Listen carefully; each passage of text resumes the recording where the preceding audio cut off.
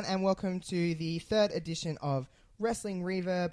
As per usual, I am Josh, and today, for the first time on the podcast, I have a very special guest. This is one of my very, very close friends. He is a big pro wrestling enthusiast like myself. Everyone meet Ryan. Hello. Yes, Ryan is a dum-dum, and Thank you. He's just, but we love pro wrestling. It's one of our Very main... true. I mean, it's probably... Well, I wouldn't say it's our main bond, but it's pretty... It's what brought us together. I mean, we started... When I found out he loved wrestling, it was just kind of like, I'm going to get along with this one as well. And also, my sister, also Ryan's girlfriend, is sitting over on the chair over there, so you may hear a murmur out of her every now and again. A murm. Yes, a murm. A murm. She also is a big pro wrestling fan. She's been watching it because she has two older brothers who love pro wrestling. But the last, 3, 4, 5 years, she's really gotten into pro wrestling as much as we have. So I'm going to get her on at some stage as well, because it would be nice to have, someone else to talk about pro wrestling with. But for today, I have Ryan on here. Yes. So Ryan, would you like to explain what we're kind of doing today, just so everyone kind of can understand what's going on? Because it was kind of your idea, kind of my idea, but just kind of explain.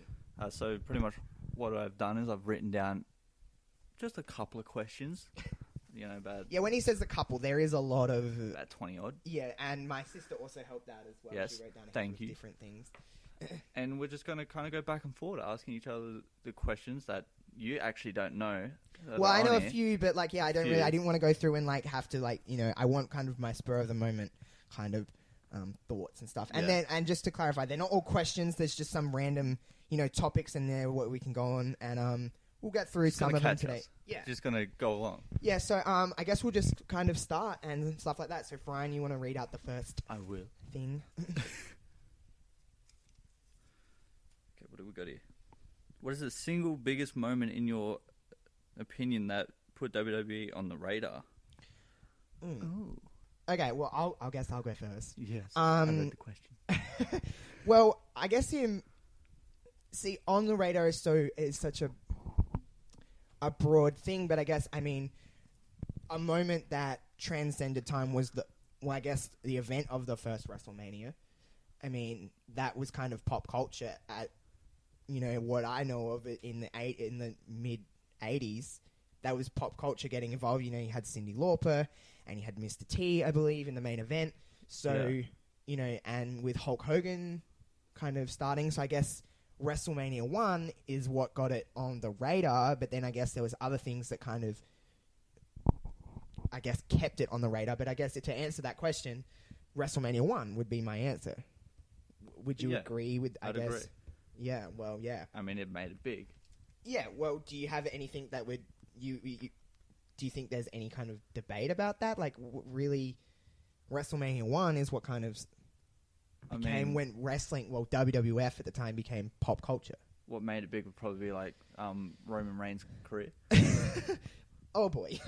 All right, I'll read out the next one. Okay. Beach balls in crowds. You can go first because I'm very opinionated when it comes to this kind of stuff. So you go first. That is probably the biggest sign of the crowd being bored of the whole event. It's the end of the event of anything. Once beach ball comes out, I say it's the end. That's what I think. Because they're not only caring about the match. They don't care what's happening in front of them. They're caring about a beach ball. Okay. So I feel like beach balls in a wrestling crowd, maybe it's fun for the people in the audience, and I hate when people say this, but you paid your money, you can do whatever the hell you want. Bullshit. Beach balls in a crowd is disrespectful to the people that put their bodies on the line to entertain us every single night, whatever.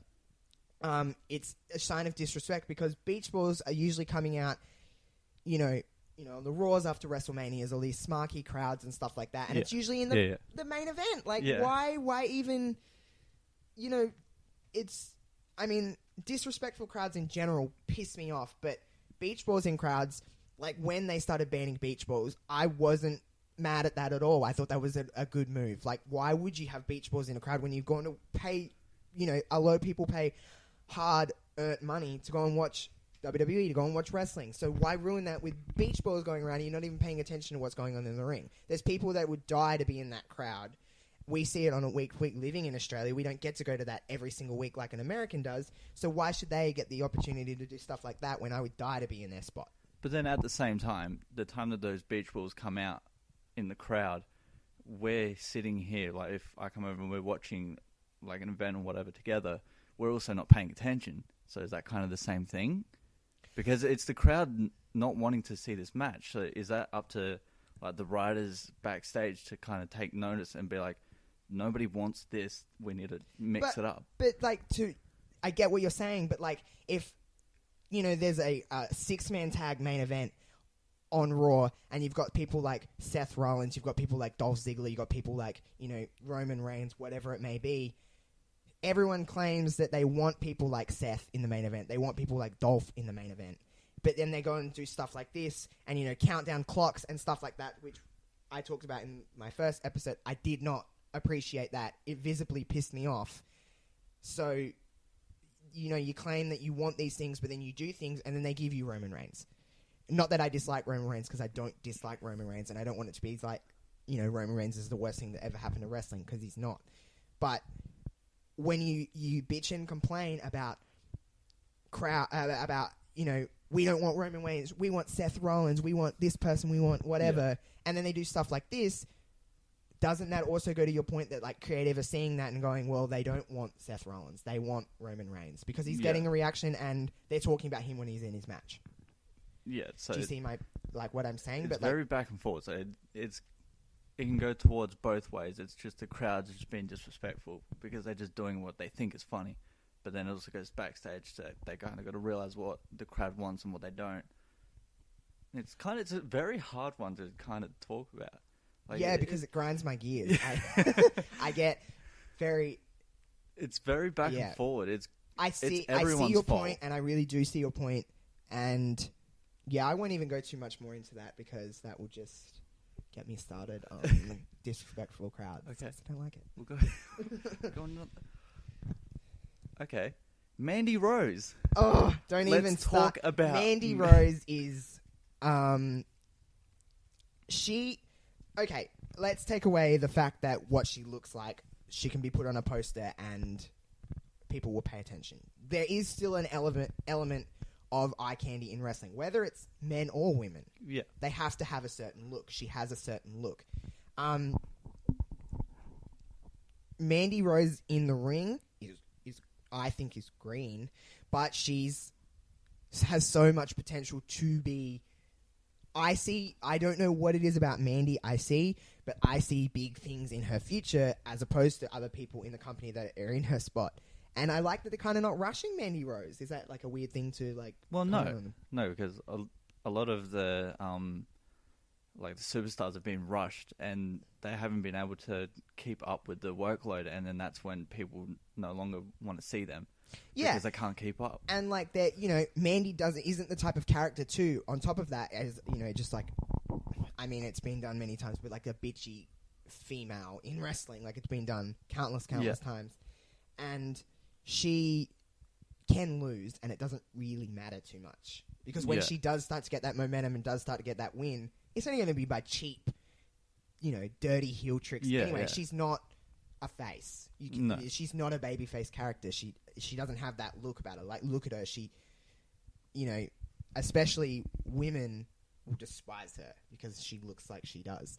And I can go on all day about Mandy Rose because I really like Mandy Rose. So, and she's got a cool finisher. So we weren't even. Yeah, it's just about it's just going to take time for her to really pop. Yeah, and but then that being said, taking my feelings away from her.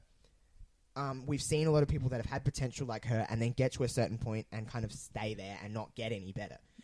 Yeah, because I think that's where they need to stay at. Yeah, when you see someone like an Alexa Bliss, she's kind of gotten to her spot and she's gotten, a little bit too comfortable in her spot. And that comment she made. Oh yeah, I talked about that in a couple episodes ago, and it's just we won't even get into that because it's just not.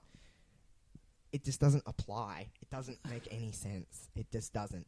But anyway, like getting to someone like an Alexa Bliss who's kind of gotten so stagnant and so stale, and she was getting so good in the ring, and then just kind of stopped and didn't improve anymore. You always got to get better. Yeah, that's why all the best superstars are the best because they never stop getting better. And they keep on trying new things, like taking bumps. Well, taking bumps is, I mean, isn't that a standard in wrestling anyway? Well, I would assume. Not that I'm a wrestler, but I would assume. We'll move on, because Mandy Rose is just... oh, God. Reality shows in wrestling, for example, you know, Ms. and Mrs., Total Bellas, Total Divas. You can start on... So is that like asking what's our favourite, or just our opinions just overall? Opinion, just reality shows in... Do you think they work? Do you think they hurt or help the business? At the start, I kind of thought it was a stupid idea because they were trying to they were trying something new, but it wasn't like wrestling orientated. They were just going for more all that as it is reality kind of stuff. But at the same time, it's like a behind the scenes of the lives of every well, not every superstar, but these certain superstars and what they have to go through, mixing, you know, their work life and personal life, and just the struggles they have, whether it's fake or not, because most reality TV shows are kind of fake. It's entertaining. It's still entertaining. So, reality shows, I was kind of the same with you, albeit I wouldn't say very excited, because I don't think I was very excited, but I was excited about watching, I mean, for Total Divas. Total Divas was kind of the first one. And even like Tough Enough and stuff back in the years, that was, I mean, classed, it's a reality show, competition show, whatever you want to call it, but that was kind of a weird reality show in a way, I guess. But Total Divas starting that, and then you evolved into Total Bellas and stuff.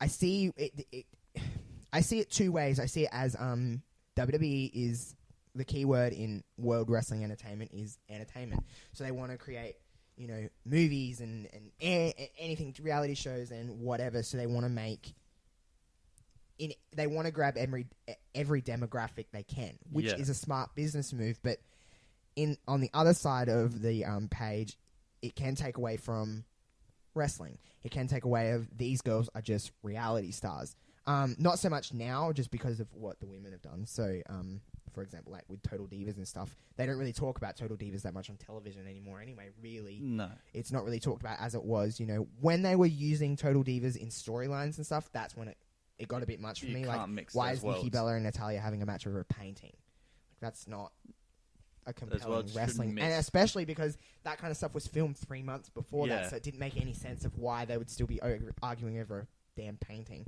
It's a painting. What was it of? I've never actually seen it. I don't know. I feel like it was of a dog. I would fight over a dog any day. Oh, that's right. My sister over here to the rescue. It was Nikki and John. Natty painted it. It was atrocious. I mean, I'd probably get pretty angry over that too. But I wouldn't have a wrestling match with someone. Yeah, but it's Natty, so we won't even get into Natty. So she's okay. Reality shows in wrestling, in all, I think they probably help the business more than they hurt it. But yeah. Best trash talker of all time. Who would you rate number one? Personally. And it can't be yourself. Well, that's my pick, so that's not going to happen. Okay. Can I give a two answer? Can I give two people, or does it have to be one? We can bend the rules. We'll give you two. I mean, Chris Jericho, I think, is the best trash talker of all time. You look at his stuff with Stephanie, and you look at his stuff. You know, just rips on it. He just has these most ridiculous, outrageous catchphrases that you're like, what the hell are you saying? But it works because people ask clowns, like, what the hell even is that? Like, I didn't even know what that is. So him would probably be. I wouldn't even say the other one. I think Chris Jericho. Yeah, just Chris Jericho? Yeah, just Jericho. What about you? I would have to say, this is probably going to be dumb. or maybe not, but I'm going to say John Cena in his like thugonomic days, where he just let the crowd swear for him, and he just rip on people all the time. And he kind of started bringing it back. I think it was last year with who was it with? Was with his stuff with Roman? Yeah, it was with Roman, and I was hoping he was kind of going to when Cena can talk. Yeah, he can trash talk. I think it would be kind of be criminal not to mention The Rock. Oh yeah, but I mean like The Rock. I mean it's just kind of warranted for The Rock. He is very good at that. Yeah, it's just We'll move on.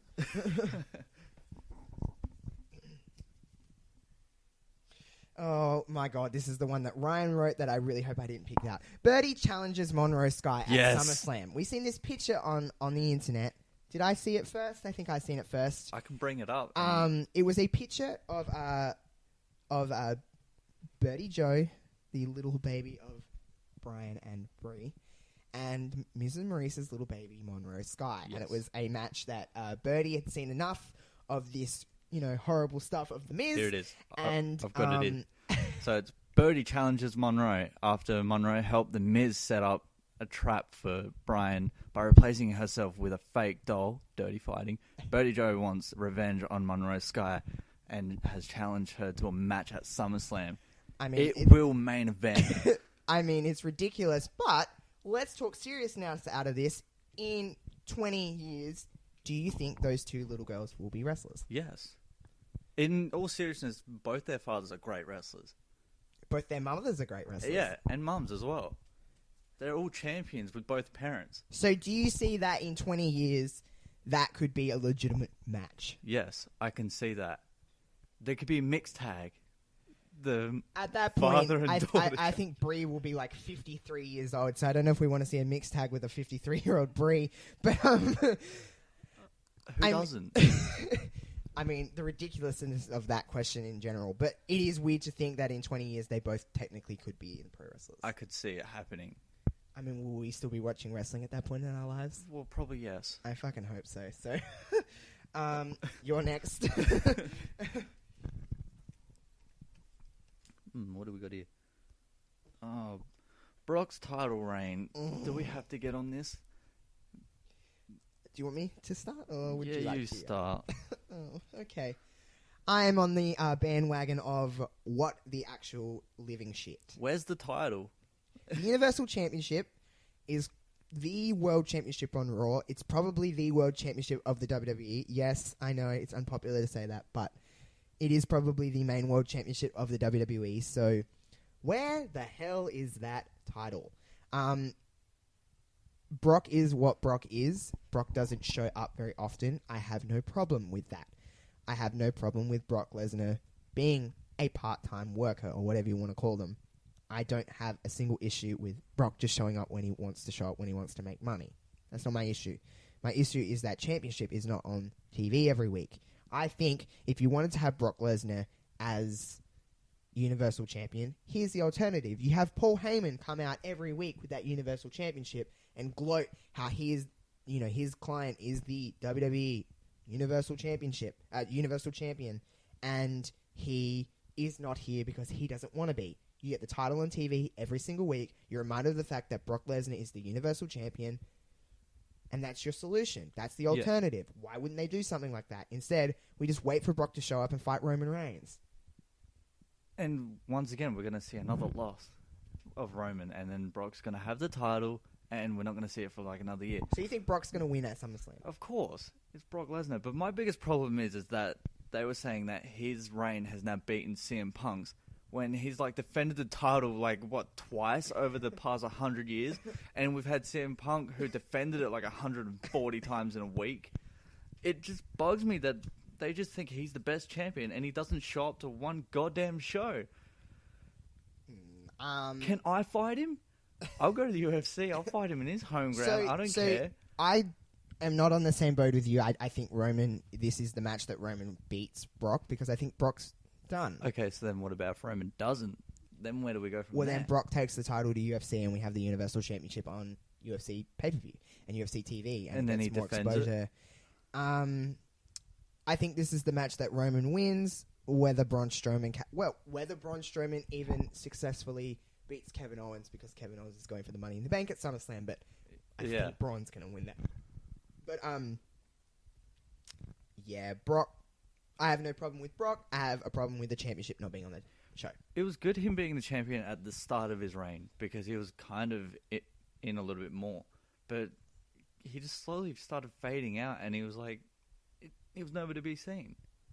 He was nowhere.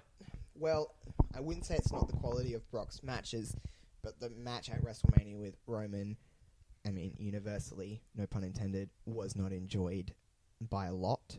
I didn't enjoy that match. It ran about 15 minutes too long. I thought Roman had it at the end with the way it was going. And I think everyone thought Roman was going to win that match. So it seemed to be the plan from, the last year and a half has been Roman's going to take the title off Brock, which is still very a possibility. I mean, it's still Roman Reigns, and it's SummerSlam, and it's that crowd in Brooklyn, by the way, I don't think will love that match. But I mean, that wasn't the question. But yeah, we'll move on from Brock, unless you have any more thoughts on Brock Lesnar. No, unless Brock wants to show up, then maybe I will.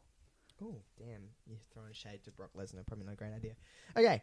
Oh, no. Thoughts on Asuka's current placement on the Smackdown Live roster? I'm going to let you start on that one. Asuka has been fairly treated I said this on the first episode. I had no problem with Asuka losing to Charlotte Flair at WrestleMania. That's where the streak should have ended, whether it was this year's or next year's. No problem with that. My problem is what they do after that. Asuka has done nothing but come to SmackDown and job out to a useless Carmella. I will go there. And her first match on SmackDown Live was a loss to the Iconics. No, she didn't take the fall in the match. Not the point. It is still a loss for Asuka. It was a loss to the Iconics in her first SmackDown Live match. The first match that she had after WrestleMania, where she lost to Charlotte Flair. And not only Asuka, is what they did with Charlotte after is nothing. That achieved nothing but pure shock and awe of Asuka losing. And it meant nothing for both of those ladies. And Asuka, losing to being pushed into a shark cage at Money in the Bank. At Extreme Rules is a joke of what they spent however long that streak was, 500 days or whatever it was, building that woman up as a legitimate, beast, as legitimate someone that could hurt you. And unstoppable. Literally unstoppable. And for her to lose, the first match that she had with Carmella at Money in the Bank, when she got scared of someone dressed up as her, and then she didn't even, when she seen James Ellsworth of all people, she didn't do anything, she squealed. Why is she scared of this little midget man? She's probably just as big as him, and she could kick his ass. Yeah. I don't understand why she got scared, and then, Carmella won that match, and then you think going into Extreme Rules with James in a shark cage, it's almost pretty much, guaranteed, okay, this is the end of Carmella, this is the end of, and the start, and you can really put the rockets on Asuka again, because she was purely fixable at that stage, going into Extreme Rules. She was not ruined. And then she loses being pushed into a shark cage. In a really just not a very good match. It wasn't a very appealing match. It was just blur. It didn't mean anything for those two losses. It did nothing, because now James Ellsworth is fired anyway, so Carmella's just back to square one. So it did nothing for Carmella. And Asuka is just, after all of that time building that, however that long that streak was, it's going to just another woman on the roster. I pretty much agree. Like, as you said, they built her up so much, and then once she lost to Charlotte, it's like nothing ever happened from that whole streak. It's just nothing. It kind of happened with Rusev as well. He was undefeated. He was built up like this beast, and then he lost, and then now he kind of built himself up again a little bit from the whole, his Rusev Day gig, but he's not as big as he was. Yeah, he was a legitimate monster. Yeah. For what it was, not a monster, that's the word. But he was a threat, and he was, WWE Championship material at one stage, and then he lost. And it's not the loss, I never say it's the person who's beating them or whatever. Like, he lost to John Cena at WrestleMania. A lot of people would love to lose to John Cena at WrestleMania. But it's where they go after that, and they did nothing with him. It's the same with Asuka. You lost to Charlotte Flair at WrestleMania. Charlotte Flair is the single biggest name, maybe other than Ronda Rousey at the moment, in the women's division or in the company. Really, there's not really too many bigger people than Charlotte Flair. To lose to her and then, nothing coming out of either of them is just pointless. I would even say that Charlotte is still the biggest name because Ronda already had her name from UFC and kicking ass net, but Charlotte had to overcome her father, Ric Flair, one of the greatest of all time. And she had more to overcome than what Ronda did because she was already big coming in. Charlotte had to then prove herself coming in and show that she's as good as her father. Yeah, I agree completely. Not saying Ronda's bad or anything. No. Ronda and Ronda's much... name value alone kind of sets Ronda apart from pretty much everybody anyway. So, casual fans will see Ronda Rousey and be like, oh, she's in WWE now, so we have to check that out. But Asuka's been mistreated, poorly used. I don't know. There's, I don't want to say the word ruined, but if they don't think of something fast, they need to do something sooner than later with that girl because she's too talented. She can, and as much as I don't want to say, if it doesn't work out in WWE, I see her being big over in New Japan. She can go. Well, not New Japan because they don't really book women, but all Japan women's wrestling or women's somewhere Japan. Over there. She could go back to Japan and do her stuff there. She could even work around in the States and be a big draw. But I don't want to ever think we're not even at that stage yet where she's fireable or anything, or not going to re-sign with the WWE. But it's just, I don't know. They've just poorly treated her. Yeah. You want to read out the next one? I sure can. What do we got here? Most controversial moment in wrestling? Montreal Screwjob. No, that one's too easy.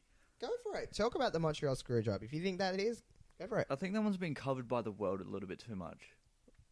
The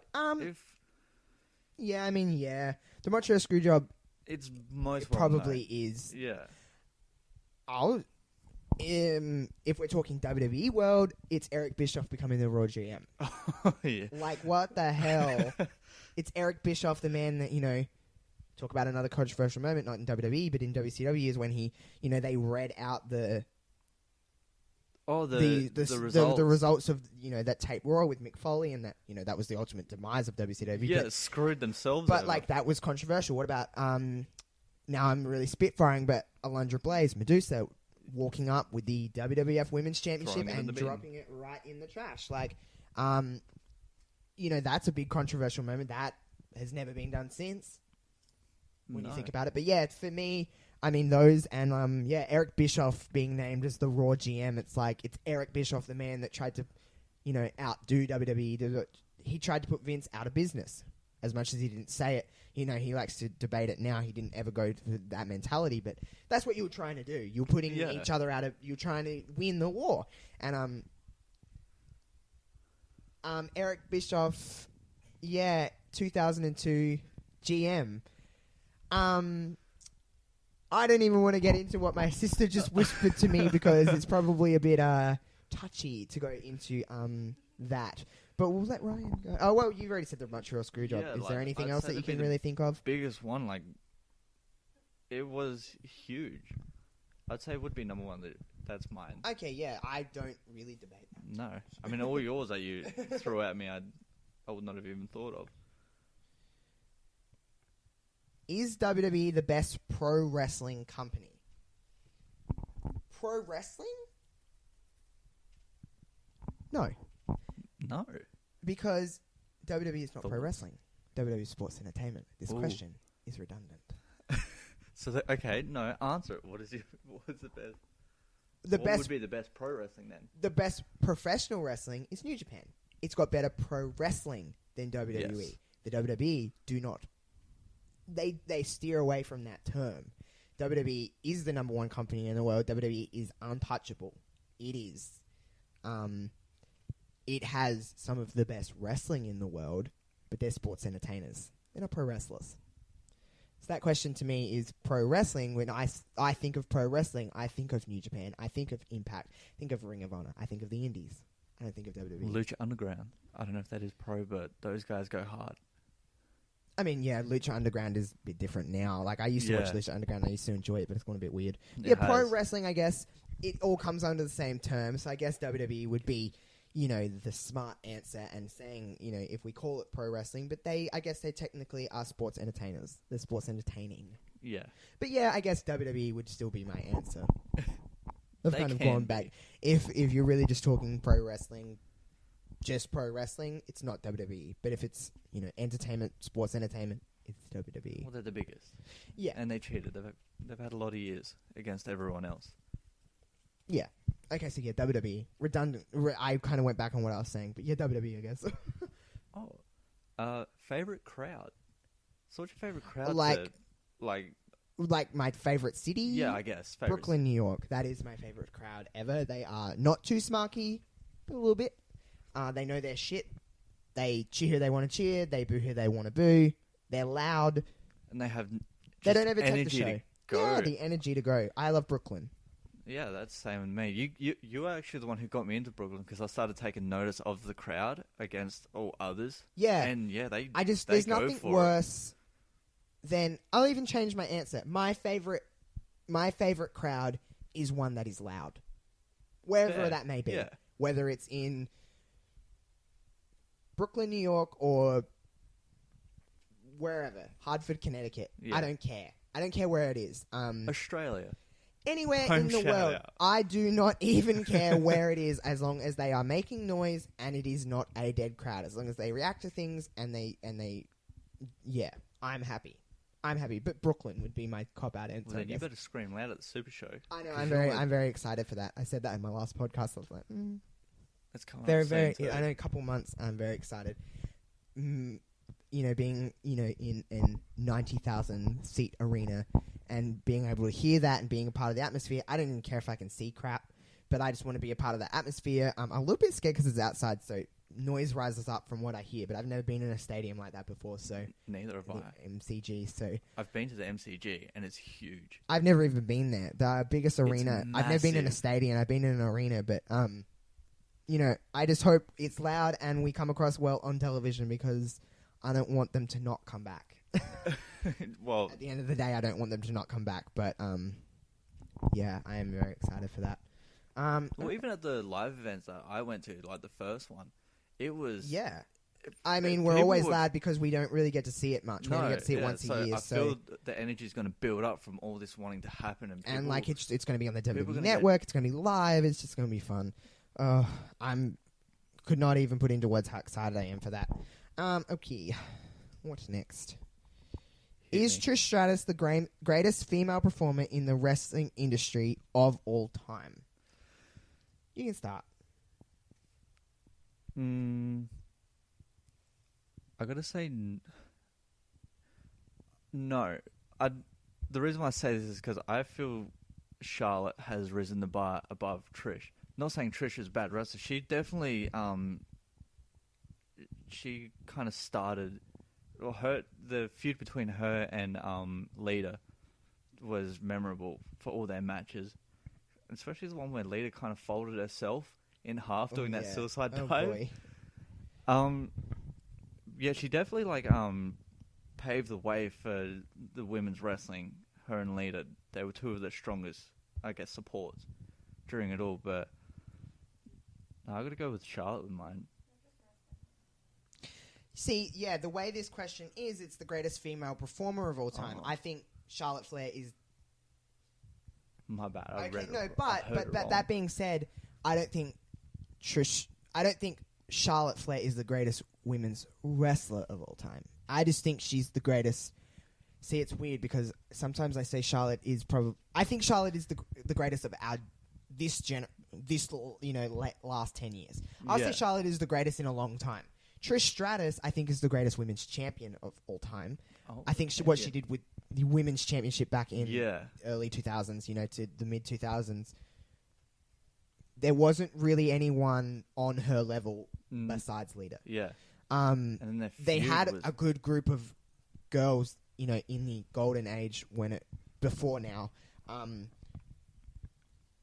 But it's a hard question. It's hard to say yes or no to, because in some ways I think Trish Stratus is, But then if you're just looking at in-ring work alone, she doesn't really hold up to now.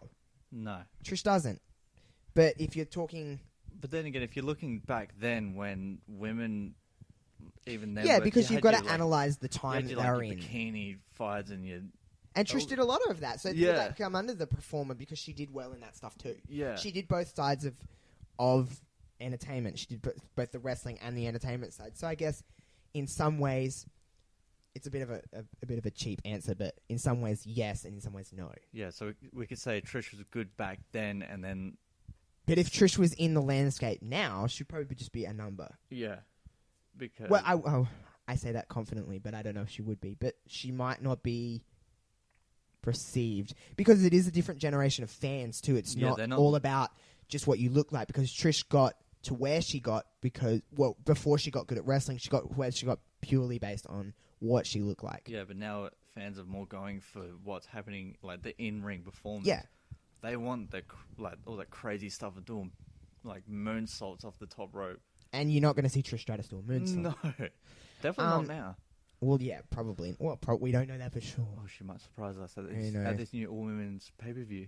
Good segue. She's already been confirmed to there, so I'd love to see her wrestle. I'm assuming she'll wrestle. But she did great in the Women's Royal Rumble, so who knows? But that's neither here or there. I guess in some ways, yes. In some ways, no. Yeah. Yeah. All right, move it along.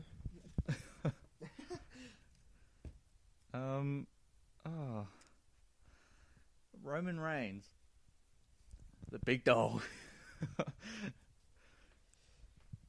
greatest wrestler of all time.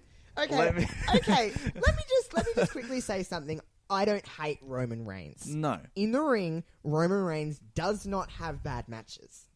That guy consistently puts on good matches. The problem I have with Roman Reigns is that he is perceived that he is Superman, that he is the best, that he is... And you know what? He is the main event draw of Raw. He is the main event draw of WWE. He is the... I'll say it, I think he's the number one guy in WWE. Just because of that man does generate a reaction nobody else does anymore, not even John Cena. No. Cena doesn't do that anymore. It's so hard to talk about Roman Reigns and sit in the middle because it either comes across as I'm a Roman Reigns mega fan or I'm bitching and complaining about Roman Reigns. I don't have a problem with Roman Reigns.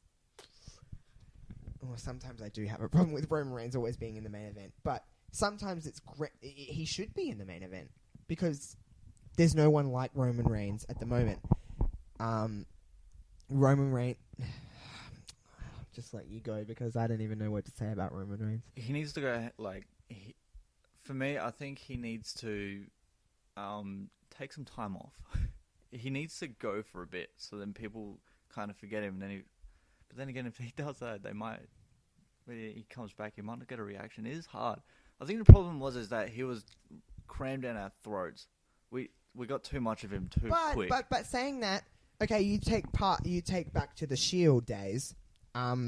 Roman Reigns was everyone's guy, including fans. They wanted Roman Reigns. Do you remember? Yeah, but you might even not have been. You might have been out of your wrestling kind of zone at this point. But Batista come back in the 2013 or 14.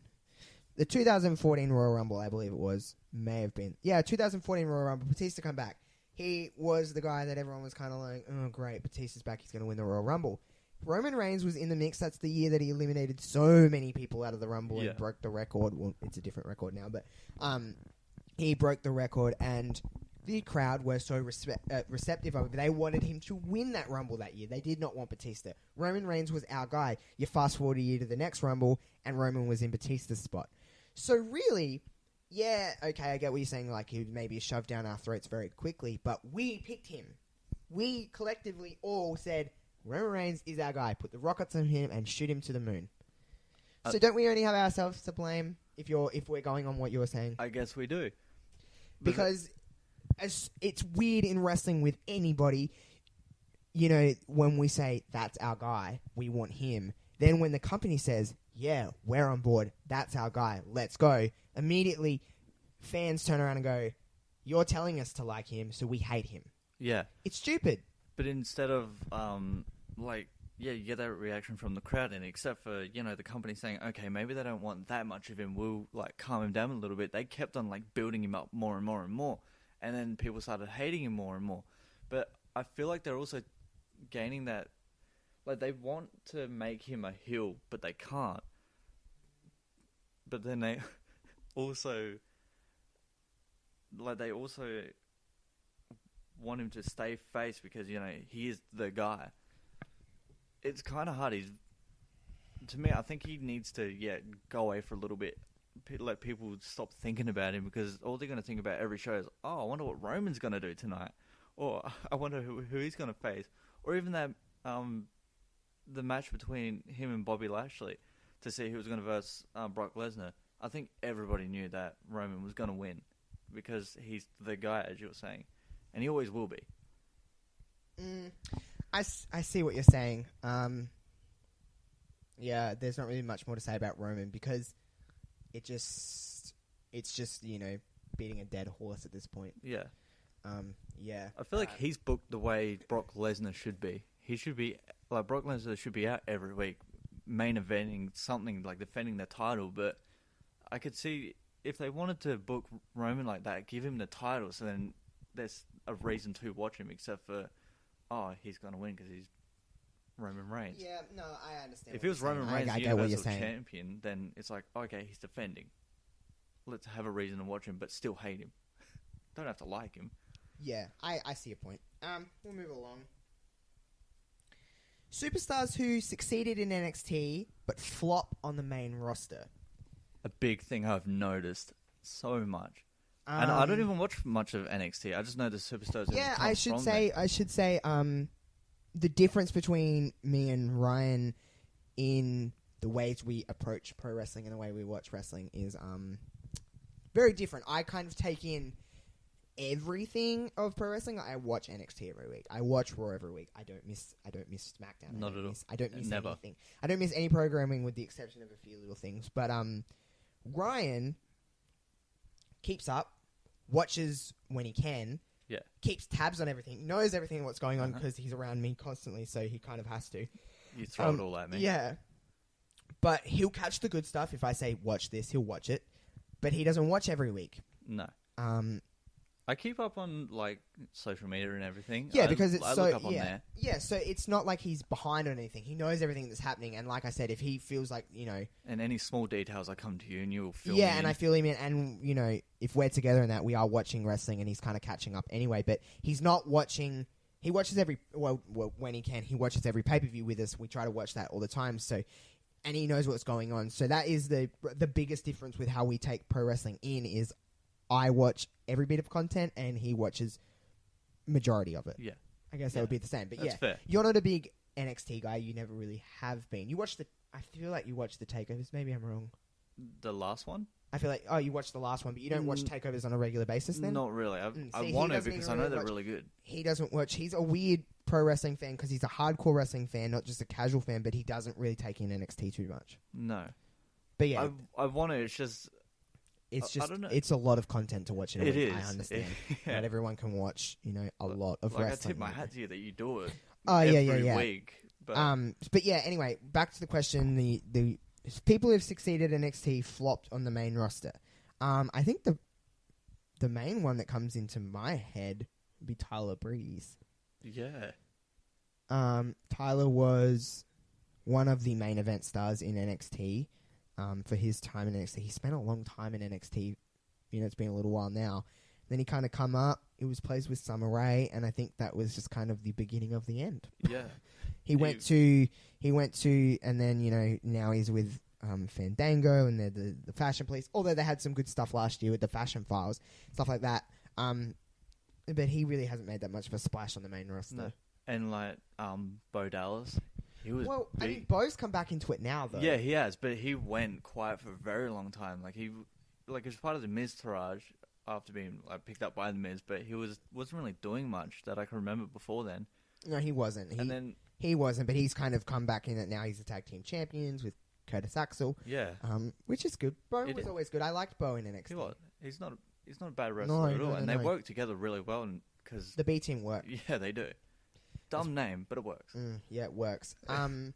Can't really think. I'm having a mental blank at the moment, but Tyler Breeze is the one that comes to my brain. Bailey. I mean, she hasn't flopped hard, but she wasn't. Bailey's very. You get people on two sides of the coin for that. I'm on the side that I don't think she has flopped.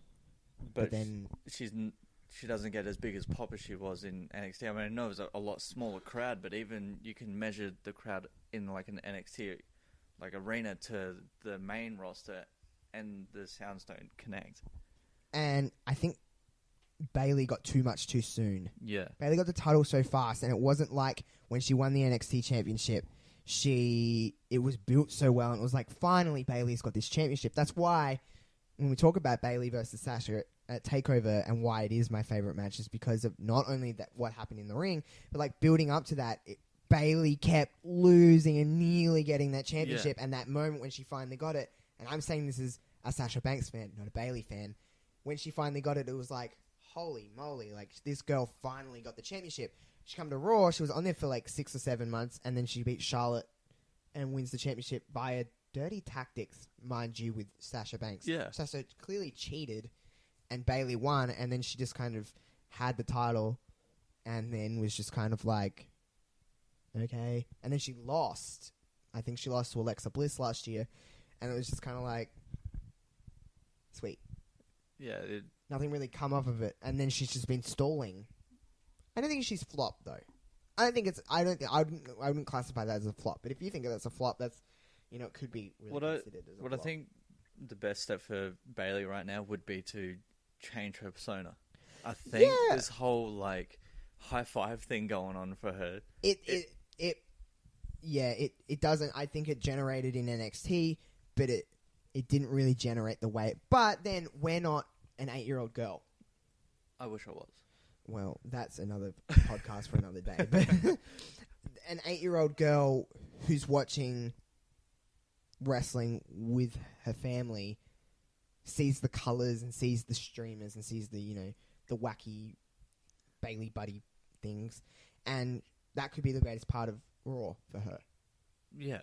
So I don't know, but I agree with you. I disagree with you. So yeah, but how much longer can she go with this before even those 8-year-old girls no longer want to watch her?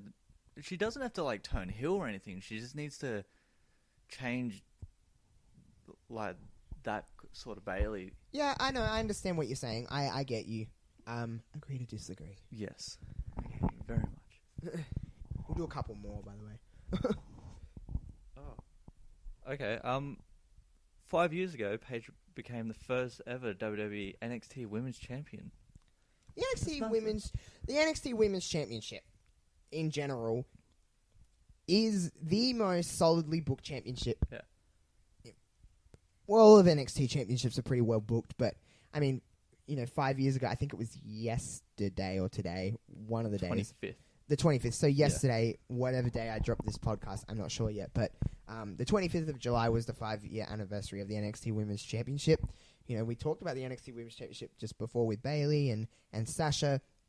Here's a question for you. Who do you think is the greatest NXT Women's Champion of all time? Well, that's sort of a low blow, because as we were saying, I didn't really watch much NXT. Oh, well, yeah, I can't really ask you that question. That is kind of a low blow. I'll answer my own... I mean, I would say it would have to be Paige, because I didn't know that she was the first ever. Well, there you go. See, that's the difference between me and Ryan in pro wrestling, again, is stuff like that. He's not really aware You're of. hardcore, I'm core. Like, I love it. I grew up with it, obviously, but... Yeah, like, I like live the and breathe Wikipedia. it. I know. I live and breathe it. But I think that, well, if I'll answer my own question, it's Asuka. Asuka is the greatest NXT Women's Champion of all time. She made that title better. Yeah. How so? Ooh. Because she wasn't beat. She was holding that... she legitimately wanted to hold that championship. She needed that championship. Yeah. So, her winning it and then running through... Okay, so then what was her best match as NXT Women's Champion? And who? Her versus Ember Moon at TakeOver Brooklyn 3. That match was perfect. Everything in that match was perfect. they built that match as Ember was going to beat Asuka. They built that match that Ember that was Moon's gonna Eclipse, the finisher Eclipse, was you could not kick out of that move. Asuka kicked out of that move. Asuka remained undefeated. Asuka then dropped the NXT Women's Championship because she had beaten everybody. And then that would have built on the name of Ember Moon as well for having a great match with the NXT I mean, women. then, when she vacated the NXT Women's Championship, forfeited it to go to the main roster, then you had Ember Moon win it. I remember even watching Ember Moon's debut because I was here watching it with you. And she fought Billie Kay. No, Australian. but the first time we seen her finisher, it was... I mean, I'd watched that finisher before videos of that finisher because she'd been around in the Indies, but I don't think you'd seen that finisher at that point, no. Yeah. It's That Asuka is... Yeah. We'll do one more each. Okay. Yeah. I'm down with the I question. feel like we don't have many more. We may as well do the rest. Okay, the 1,000th episode of Smackdown Live. So the Smackdown Live 1000 is coming up in October. Yes. What do you reckon is going to happen? Well, obviously you have to have nostalgia, just like you would with any kind of that kind of stuff. I don't really have too much of an opinion on Smackdown Live 1000, only because I just want it to be full of nostalgia acts, because that's what it is. Do you reckon they'll book it similar to the Raw 1000th episode? Well, the Raw 1000 episode was, wow, it feels like so long ago now. It does. Well, yeah, I hope so. It deserves to be booked like that, I guess. Yeah, I guess. Smackdown... Because it's a milestone. Well, yeah, it's a big, huge milestone. Yeah. 1,000 episodes of anything is unheard of. No, not at all. So, yeah, I don't really have too many opinions other than I hope there's heaps of nostalgia, which I'm sure there will be. Who are you hoping is going to be there? Taker has to be on Smackdown 1000 and Edge. I don't know why I say Edge, but Edge has to be on there. Well, Edge was Smackdown to me when, the latter part of the 2000s. Edge. I guess, I mean, among others, there's so many more that I'd like to see on, as much as it probably won't happen, The Rock show was Smackdown. Yeah. So, I'd love to see him, but whether that happens Do you reckon or they'll not. bring back the old fist? I hope so. It'd be cool to see an old set and Yeah. stuff like that, but they don't really do that much anymore. Maybe we need a DM Hammer them on Twitter and then Yes. they will do it. Yes, that's exactly what it... That if Trend you make your worldwide. voice heard on the internet, it'll definitely happen. My God. Okay, there's a... Yeah, you... I think it's my question now. Yeah. IC title main everything. Oh, main eventing, sorry. Pay-per-views. Well, that happened in Extreme Rules, and you counted down a clock, so it won't happen ever again. End of story. I'm not talking about anything more of that. Let's talk about it. Yes, it should. I don't think it should main event a pay-per-view if the WWE Championship and Universal Championship are on the show. Has booking in pay-per-views recently kind of been random? Has it been random? I wouldn't say random. I just feel like they're trying out new things. Yeah. We say we don't want title matches. We don't want non-title matches as the finishes as the main events of pay-per-views. So we get the IC title match as the main event of a pay-per-view. We shit on it. But I know that your biggest issue with it is that the title holders come out first in every match. Oh my God, it's just traditional in wrestling for triggered. For title the champions to come out second. It's just a privilege that you get. You get to come out second. You are the champion. You should be the more important person of the match. You should come out second. But like you said, they're trying different things. Yeah, but we're not talking about that. We're talking about booking of a pay-per-view. That's true. You shit on it by counting down a clock. Take that for what it is. At least they can count. Well, yeah, but they shouldn't be counting at that stage. Yeah. Okay, we've only got like 3 more, so may as well finish them off. Oh, Vince McMahon commentating. My sister put that in there because she knows I don't like Vince McMahon commentating. He's just bad at it. He just screams. Like, shut That's up. what you want. You want energy. Yeah, but his voice is... He's a better, like, douchebag authority figure than anything else. Or senile old man, whatever you want to call him now. But... Wasn't that the time they kind of didn't have a choice? Well, I mean, I'm sure there would have been other announcers in the world that would have liked that job. Yeah, well, he wanted to give it a try. It's his company, it's his house. Well, yeah, do what he can do what he wants. So if he wants to shit on the carpet, he can do it. Well, yeah, Vince McMahon commentating me. Side note, I don't think Vince McMahon is ever going to die. But he is immortal. Yeah, he really is. It's just, it's not going to happen. We'll go with the next one. I think we've got about 3 more. Something like that. There's a small one in there. Oh, this one's going to... this is kind of personal. Would you make a good heel or face? Well, I feel like I would make a better heel, but then I guess that's just what I would like to do because it would be more fun. But I mean, what maybe would the persona I have that you'd create for yourself? I don't know what persona I'd create for myself. It's weird to even think about that. But to answer the question, I feel like I'd have more fun as a heel. But whether I'd make a better heel or a better face is redundant, I guess. I guess I'll never really do it. But I guess I'd have more fun with a heel. I feel like it would be more fun because you're not like that normally. So it'd just be more fun to play that. Yeah. I'd be the same. Like, I'd love to be a heel, but I mean, I have people telling me I'm too nice. So how can I be a heel if people are like, you're too nice and too kind? And the look of me, I don't think would generate as a heel very well. I look like a baby, so yeah, I would be a baby face. I guess it'll be more fun to play. I want to be a heel, or maybe that could be the persona. Like, you look like you'd be all nice and everything, but secretly you have like a sledgehammer under your shirt ready to. Oh man, you really thought you probably thought that question a lot more than I have, to be honest. I mean, I wrote it, so yeah. Dream match. What is your dream match? Roman Reigns versus Roman Reigns. Oh, don't even. All the big dogs and spears you'd hear in, like Michael Cole saying, it's a dream. Oh my god. All seriousness, it's kind of hard. I reckon I would want to see Omega versus Rollins. That'd be fun. I feel like they'd work well together. I'm going to say something a little bit different. I'm going to say I'll say like 2004, 2005 Shawn Michaels against like 2010 AJ Styles. Oh.